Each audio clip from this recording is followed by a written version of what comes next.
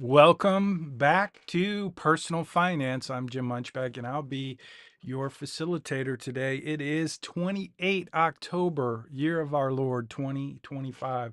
I can't imagine this year has gone so fast. And I want to welcome myself back from Lansing. I was away last week. And so, welcome back. We'll get started here in just a minute. We're going to talk about asset allocation a little bit more. I'm going to show you how to update your financial plan so that you have the opportunity to see how asset allocation will impact your portfolio and your financial situation over time. So, that's what we're going to talk about today in this lecture, in this lesson.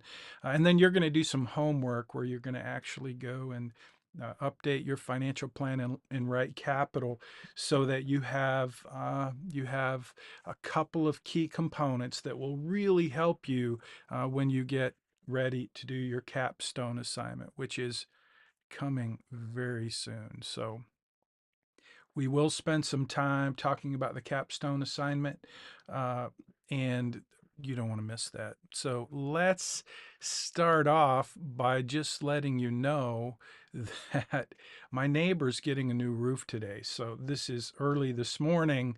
The sounds of a new roof, if you've never been next to a house that's getting a roof or inside of a house that's getting a roof, it's kind of loud. So if you hear some strange noises right now, that's what you're hearing is a crew of probably, there's got to be 15 dudes up there on that roof on the front and the back. So yeah, that's what's going on in my neighborhood. And there you have it. So that's just kind of a picture. I took a little time lapse. I've been practicing taking time lapse videos because they're fun and they're easy and they're more interesting than most of the video I take. So anyway, that's my neighborhood. That's my truck, my car, my street. And that's the sound you're hearing in the distance is that. So I also wanted to just give you kind of a review, not a review, but just a preview, little highlights of my trip to Lansing, Michigan. I grew up in Lansing, Michigan, and this is me in the car with my two aunts. And we're driving from Louisville, Kentucky. I flew to Louisville. It's a nonstop flight, so that was cool. I flew to Louisville and drove with them. I actually drove for them. Not that they needed me to drive, but anyway, this is just a little piece of the road. And then here's a little bit of Lansing. Oh, I wanted to tell you guys. So I grew up in Lansing, Michigan, and you see these power lines and this trail right there. When I go to Lansing, unless it's just really snowy or rainy or whatever, I walk this trail pretty much every time I'm there, every day that I'm there. It's about a 7 mile walk from my house, my mom's house actually, to where this trail goes all the way around the city. And it's pretty cool because it goes right through my mom's yard. And it's based on these, or it's actually these power lines. So when I was a kid, when I was 15 years old, I bought a motorcycle, my first motorcycle. And I could get anywhere in Lansing, Michigan on this motorcycle just by going through these trails. These trails were all through the city, wherever there were power lines, there were these trails. And my dad let me ride those trails on the motorcycle as long as I got off the motorcycle and walked my motorcycle across the street because that would be more legal. Anyway, this is where I walk, and it's so crazy because when I walk, you can't really see it in this video, but I walk to where our old church was. You can almost see it in this video. If you look way down in the back, there's a church back there, and that's the church that uh, my mom and dad made me go to multiple times a week. And I'll never forget, every summer we would sit in church. We didn't have air conditioning, so I would sit right by the window, and I would look out that window while the preacher was preaching, and there would be kids riding mini bikes and motorcycles on that trail. And I dreamed when I was a little kid, I dreamed of uh, being on a motorcycle on that trail. And so I grew up and I ride motorcycles. But anyway, that's a little blast from the past. Speaking of blast from the past, let me just, looks like I'm having maybe a little trouble with my internet. I'm not sure. Hopefully, it's not stalling on your end. But this, this is bizarro. It may look bizarro, but I'll tell you what. When I went out for my first walk in Lansing, I saw these folks walking this dog, and it was like I told them, I said, "Man, this gives a whole new uh, definition to the idea of walking, taking the dog out for a walk." Because these police officers were walking this dog, and check out the weapons on these police officers. This is in my mom's neighborhood, so I've never been more thankful for the police. Apparently, there's one street in her neighborhood that is occupied by some criminals or criminal elements, and so they were out looking for this criminal on this particular day. They even asked me if I'd seen a woman wearing a hoodie, a gray hoodie, in the neighborhood. And I said, no. I told them where I walked and how I didn't see him. But check this out. They were kind enough to let me shoot a little video. That is Echo. The dog's name is Echo. And beautiful, beautiful animal, beautiful dog. And they were really cool people, and they had a whole team out there. So yeah, that was my trip to Lansing. It was quite fun. And that is a little blast from the past. I don't know about you, but I'm very grateful for the police. So, yeah. Okay, let's get started. We're going to talk about asset allocation.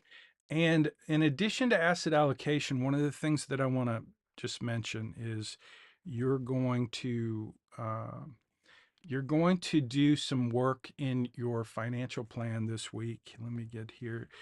This video is being posted to our playlist, uhplaylist.com.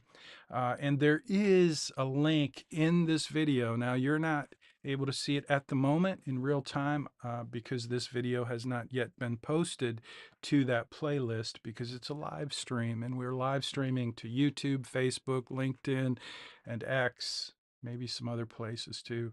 But it will be in uhplaylist.com. So that's where you're going to want to go. And you're going to see in the description, you're going to see this post. And I want you to look for this post, hopefully. It's not working at the moment. What does that mean? Let me try something. Good night. I'm having technical difficulties. Well, okay, you're not seeing my iPad, but I promise you, what is that? I must have unplugged. Well, I don't know what to tell you. There's always something. So yeah, I'm having a little trouble there. Let me see if I can get that to go. I apologize, but my iPad is on, but it's not working, and I don't know why. I probably unplugged the cable, but anyway, I promise you, there is going to be a link. By the time you're watching this, hopefully there is a link in the video that goes to this post. And it's basically the same thing that you'll see that you'll see in Canvas. And so, gosh, I wish I could show it to you because I'm looking at my iPad, and I wanted to just mention you're going to do a retirement calculator. Okay, so let me just talk about that for a minute because this is this week's class collaboration. So here you go. It is 10:10 a.m. and I'm going to share with you what this week's class collaboration is. This week, I'm going to ask you to do a retirement calculator. You can use any tool online you want to use. You could just Google retirement calculator, okay? Retirement calculator. Think about what you would do. What would it accomplish to spend a few minutes and do a retirement calculator? I mean, to me, it's very common sense, but for you, you've probably never done it. You don't need to do a retirement calculator because you have RightCapital and you're building out a financial plan this semester. And that financial plan has tremendous amount of information and detail related to your financial or to your retirement. That's a big part of financial planning, and that's what you've been learning this semester. So why are we going to spend any time doing a retirement calculator? Here's why. For one thing, I want you just to have a quick, easy way to compare what you have in your financial plan in RightCapital and what you're going to be building for your capstone assignment. I want you to have a comparison. Like, here's another tool that does the same thing. It does it very quickly. It does it with just a few basic inputs, like inputs. What inputs might you put into a retirement calculator? Your age, how old you will be when you retire, how much money you make, how much money you're saving, how much money you want to take out when you retire. All of these are inputs.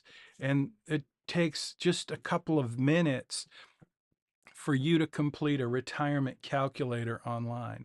And that's what I want you to do because I want you to have the extra experience of creating a retirement calculator, which is like a mini retirement plan with all of the major inputs. And I think, I hope, I believe that in this assignment, in this week, you're going to have kind of some lights come on so that you can see the big picture of retirement planning for yourself. That's number one. That's the reason we're doing the retirement calculator. It's just simply an activity, an exercise, a small little piece of homework, if you will, for you to be able to compare what you have in RightCapital in your financial plan with this other tool. And like I said, there's a link in your assignment to a retirement calculator.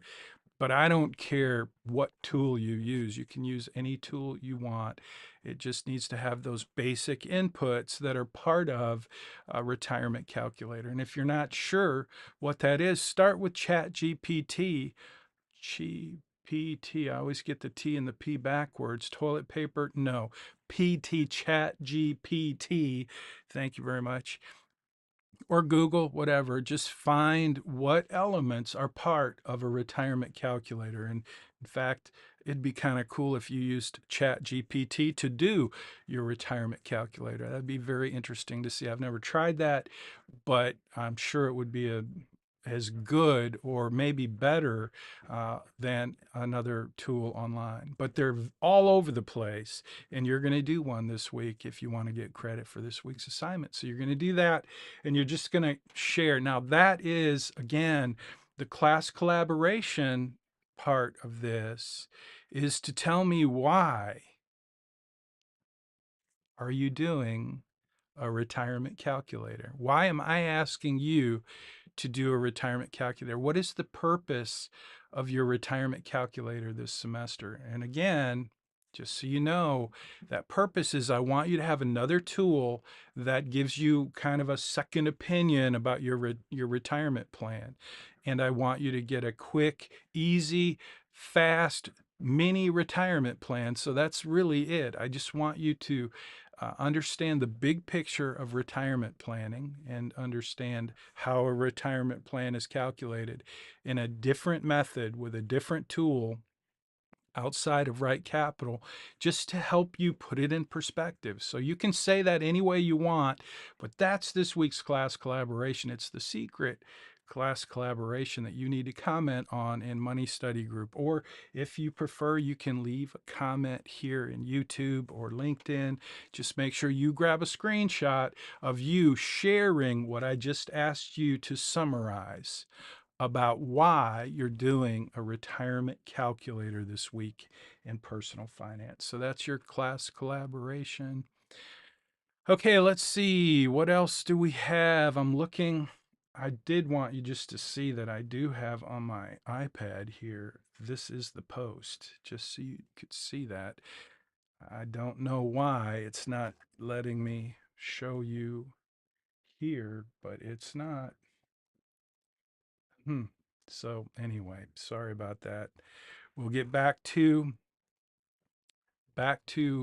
what we have, the tools that are available. So let's start with, I wanted to do, I think I have this cool little movie I was going to play, but it's kind of just a screen show. So I want to review. This is a review for last week. I wasn't here last week, hopefully hopefully you learned a lot last week about investing. Now you were supposed to do some reading and you were supposed to do some studying, because what I taught last week in the 4 investment strategies that are designed to help you maximize returns and minimize risk, those strategies are going to be kind of worthless for you if you don't understand some basic elements of investing.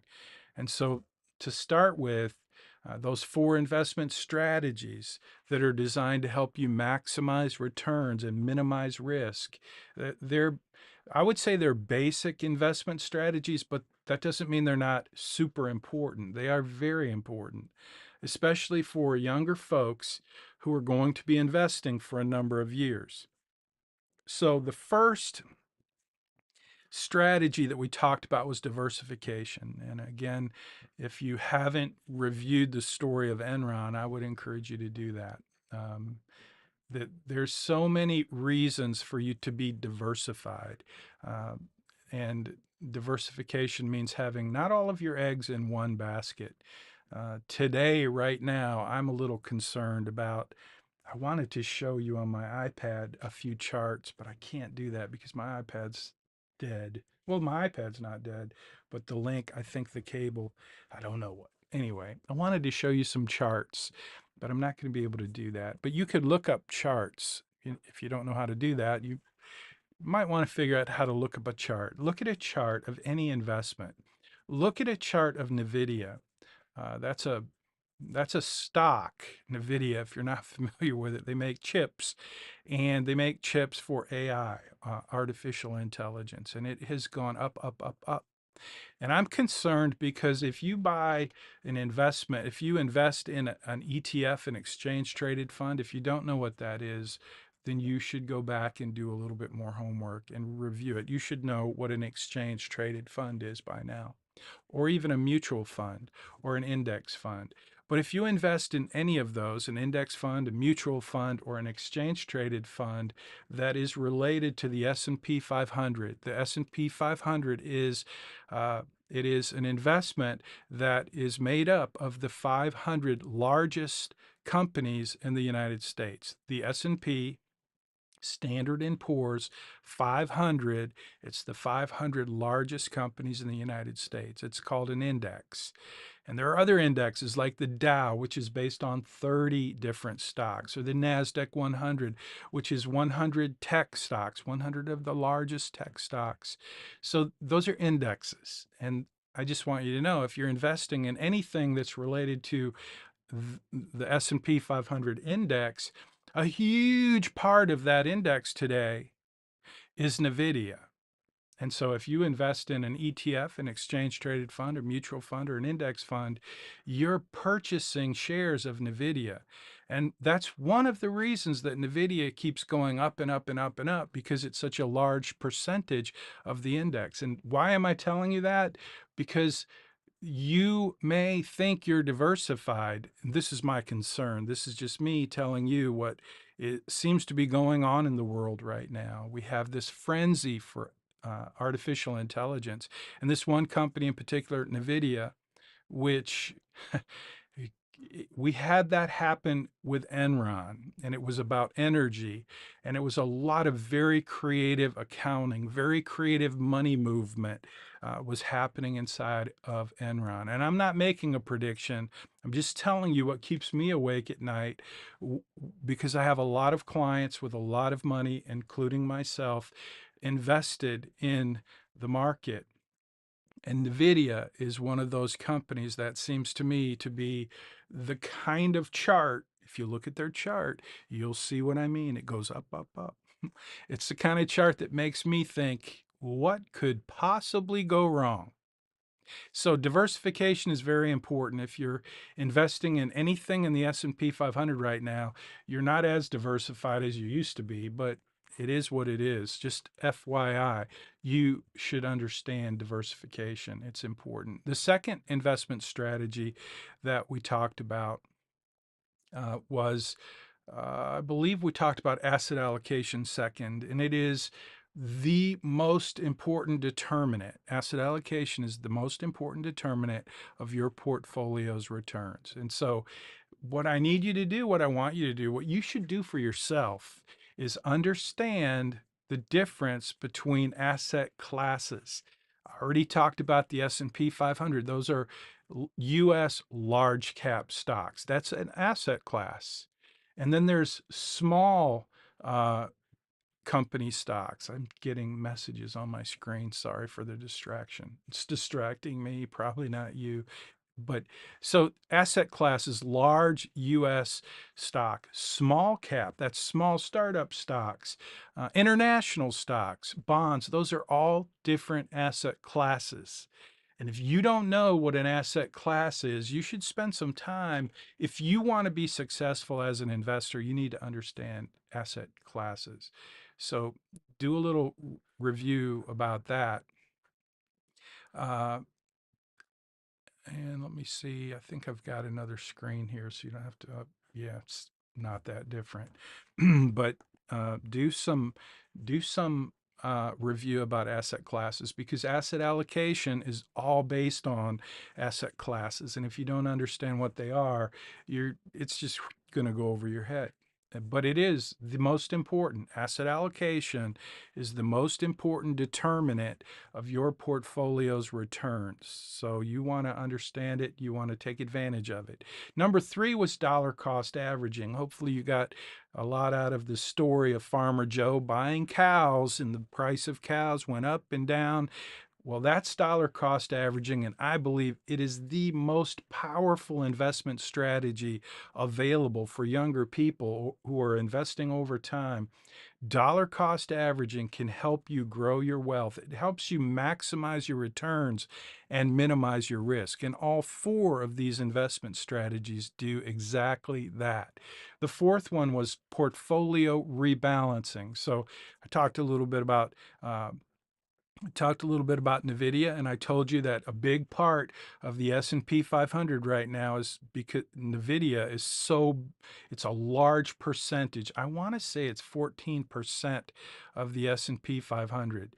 But if you combine NVIDIA, Microsoft, Apple, Google, and Amazon, it's 40% of the S&P 500. You can check my numbers. I don't claim to be completely accurate about the percentage, but it's a huge percentage of the S&P 500. So just think about it. If we had something happen where we lost our enthusiasm about AI, artificial intelligence, or we discovered that it's somehow not going to create the kind of wealth effect that we think it is with businesses using artificial intelligence. If something goes wrong, we have a perfect storm right now for everybody is in love with AI, including me. I think it's an amazing technology like the internet. But just remember, the internet created a bubble, and a lot of those companies had such high hopes that when the internet bubble busted, the market dropped a lot. And I just think that we're poised for something like that. And so the reason I'm saying that is because we're talking about investment strategies that are designed to help you maximize returns and minimize risk. Portfolio rebalancing is the 4th one on the list. And if you had a portfolio and you're going to do your own asset allocation this week, and let's just assume that you had 25% of your portfolio in 4 different asset classes. So one would be US large cap stocks, NVIDIA, S&P 500. That's 25% of your portfolio. Another 25% would be, let's just say, small cap stocks, little little company stocks, startups, okay? And then let's say 1/4 of your portfolio is in international stocks. And then the fourth asset class, the fourth quadrant, or the fourth 1/4 of your portfolio is invested in bonds. Well, if you haven't noticed, because interest rates went up so high so quickly, the price of bonds is inverted. If interest rates go up, the value of your bonds goes down. That's something you might want to know. But if you didn't know that, now you do. If interest rates go up and you own bonds, the value of the bonds goes down. And if interest rates go up fast, the value of your bonds goes down, and it goes down fast. So if you have a portfolio that's in 4 different quadrants and one of them is bonds, and the bond value is way down and the S&P 500 value is way up, a good idea would be to rebalance your portfolio so that now, let's say that 25% of your portfolio 3 years ago was in the S&P 500, large US stocks. And that segment of your portfolio has skyrocketed. So now instead of being 25%, let's say it's 45%. But the value of your bonds dropped. So instead of it being 25%, let's just say it's 15%. Okay? Hopefully I'm not confusing you with the math. Math can be so confusing. But just think of it as a piece of pizza with 4 quadrants, and one piece of the pizza got really big and another piece of the pizza got really small. So you still have 4 pieces, but you have one small slice and one very large slice. Portfolio rebalancing is just making all 4 of those slices even again. So what happens is you would be taking profit from those stocks that went up, the large cap, and you would buy more of the ones that went down. So just think of Farmer Joe and how it worked buying cows. Portfolio rebalancing is a lot like dollar cost averaging, except it's just something you do over time. You rebalance your portfolio. I would say you should do it every quarter, every 6 months, maybe every year, but it should be done on a regular basis. So that's portfolio rebalancing. So diversification, asset allocation, dollar cost averaging, and portfolio rebalancing. All of it is based on uh, asset classes. So if you don't understand asset classes, you should do that. You should spend a little time and get to know that. Get to know more about asset allocation. Okay, let's see. I'm going to talk a little bit about your capstone because the uh, one of the things you're going to do, you should have already. I got an email from a student this week, not sure how to change. They're asking me about making themselves 10 years older. And I was like, seriously? That was like, I talked about that in like week 4. So anyway, I suggested to this student they may want to check in with GroupMe and ask that question. That's what I do if you ask me a question by email that I've already covered, and I was puzzled by that question. So hopefully you got your question answered if you're the student who was asking about that. But that was something you did a few weeks ago, is change your age in RightCapital. And again, the reason we did that is so that you could have the perspective of having graduated, and we instructed you to go out and buy a house. You were supposed to do some research to figure out if you graduated and if you got the job that you hope to get in your field. You were supposed to do some research and figure out how much money would you make. And then we did take your financial plan and adapt it as if you were 10 years older and you're already graduated and you're earning that money that you would make if you had that dream job that you wanted. And from there, I told you had to go get in debt. You had to buy a car. you had to spend 10 grand at least with a credit card and then do a little research to figure out what's the interest rate on those things. And then also you had to buy a house. Like you had to figure out if you were going to buy a house and you were earning this much money, how much house could you afford? How much house should you afford? What kind of mortgage were you going to get? You did all that. And most of you did an awesome job with that, but apparently some of you, a couple of you maybe just are a little behind. Uh, Good luck if you're behind at this point and you haven't done that. But this week is a little different. I'm going to ask you to show me that in your financial plan, not only are you 10 years older, but you've been investing in your 401k for 10 years. And yet you've probably already done that. Many of you have already demonstrated with your 401k that you have contributions for 10 years. So you came up with a number and you changed the balance in your 401k based on the idea that you've been contributing to it for 10 years because you're 10 years older. And most of you already know that you based that contribution in your 401k on the amount of matching funds that you received from your employer. So if you pretended that you had a job at Shell, then you pretended you were getting the benefit of the company match from Shell, which is all information you can find by doing a quick Google search. But anyway, all that to say, most of you have already done this, but if you have not yet done this week, I'm going to ask you to show me that you've invested 10 years in your 401k. And the reason I want to make sure you've done that in your RightCapital plan this week, the reason I want to make sure you've done that is because this week your assignment is to play with your asset allocation. And I would love to show you how to do that.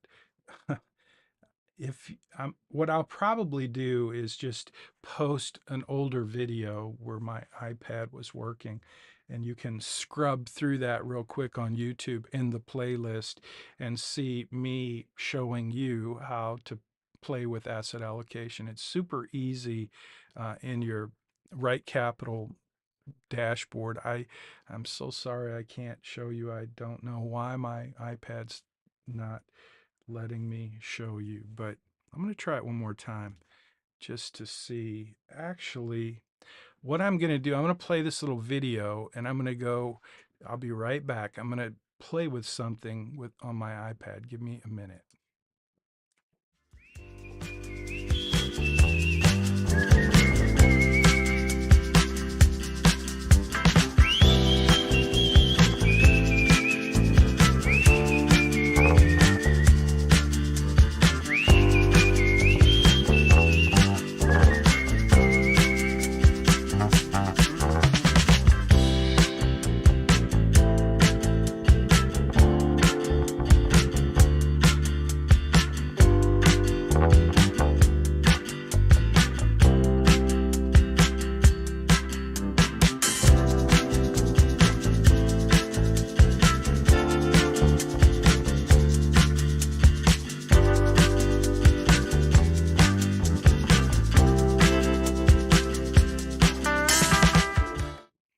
Okay, that was that. So that didn't work. I thought that let me see. I'm playing with my iPad. Oh, there we go. Maybe holding my breath. Yeah, look at that. I fixed it. Okay, hooray for me. I should play some applause right now. I think somewhere in there I have some. Yeah, let me just try this. Pretty cool, huh? That I can do that. It's pretty goofy, pretty cheesy. I know it is. Okay, so I had to just plug my cable in.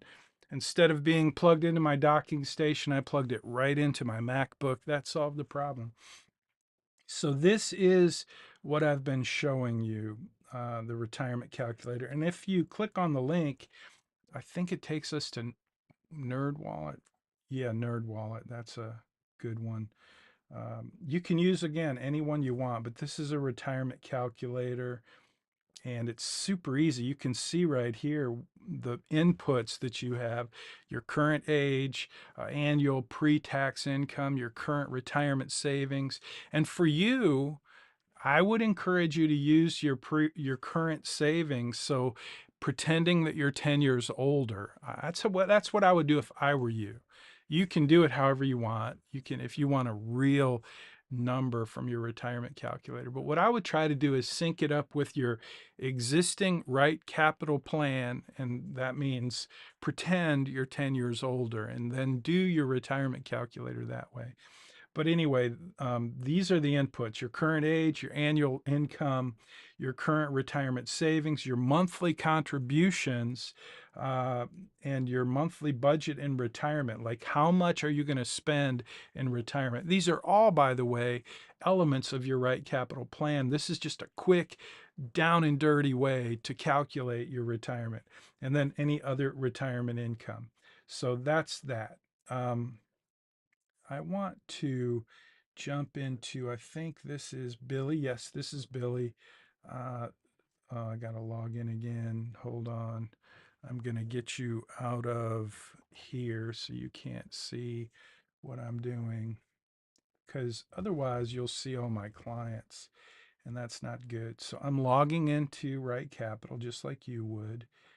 And once I log in, I'm going to jump into Billy's plan. You only have one plan. I have hundreds. So I'm going to get Billy and find Billy, because Billy is my guy. He's what I call my Frankenstein plan. So now we should be able to show you Billy. I think my internet's running slow. Did I mention that? I can't blame that on the neighbors, but that does seem to be. Okay, so let's see. Now we can do a number of things here for asset allocation. I want to show you how you can play with asset allocation in your plan. So notice here we've got the upper and lower navigation. We've got the dashboard on the left, upper navigation, and profile on the right, upper navigation. And then under that, we have the lower navigation. So in the middle, we have retirement. And this is in the upper navigation, retirement. It's my favorite place to go in the plan. You will want to do that. So let's just go action items. Okay, you see this action items right here at the bottom. There you go. If you click on action items, it goes away when I click on it. But if I click on it again, it shows you all these action items. When I'm working on a financial plan for a client, this is where I spend, I'd say, a lot of my time. So you can do the same thing here. So Billy, this is what I want you to see. You have all of these different portfolios, way too many portfolios.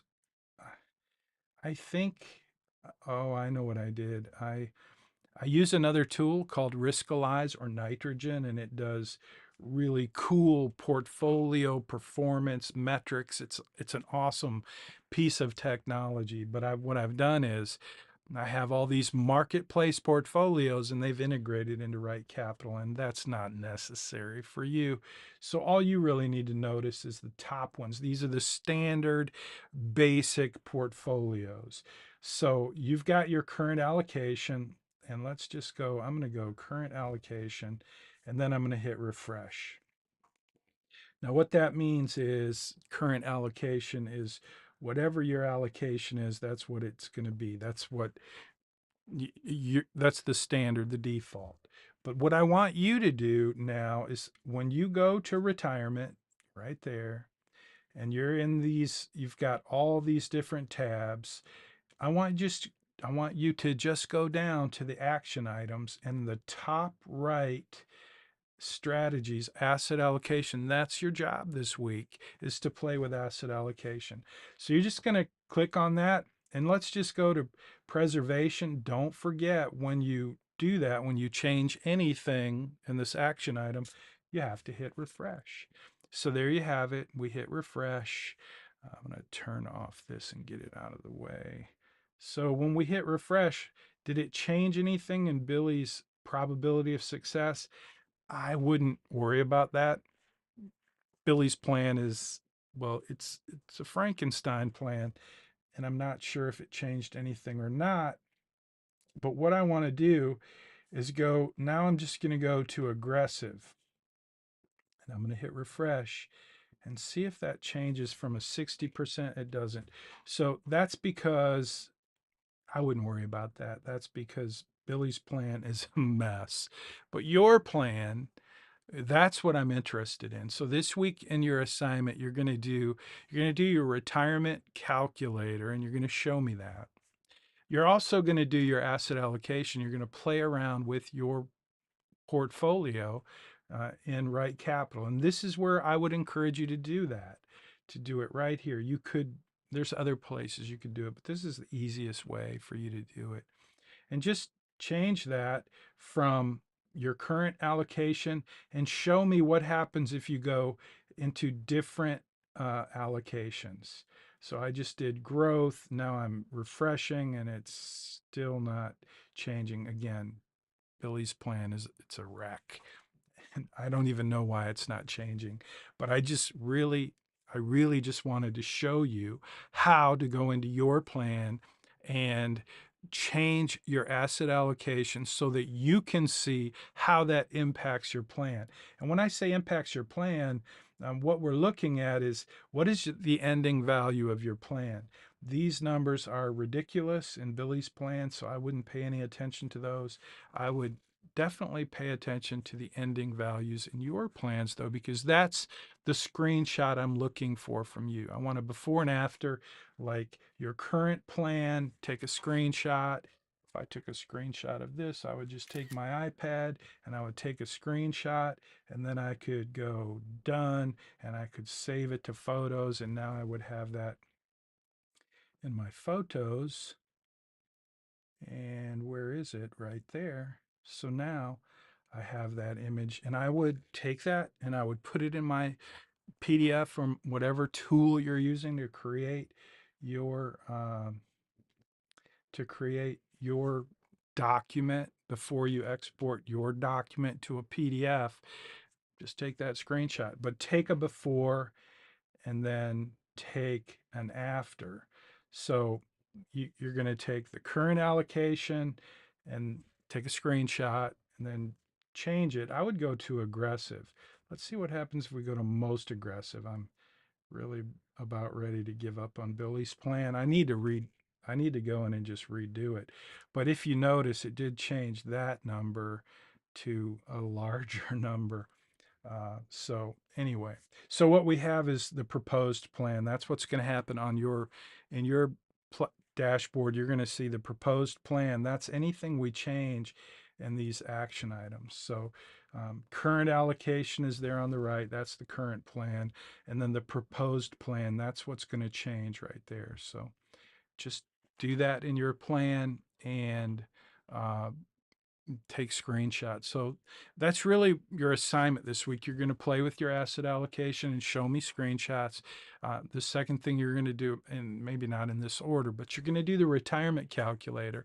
Make sure you grab a screenshot, or if it's a PDF, you can just grab the whole PDF and show me what you did to create your retirement calculator.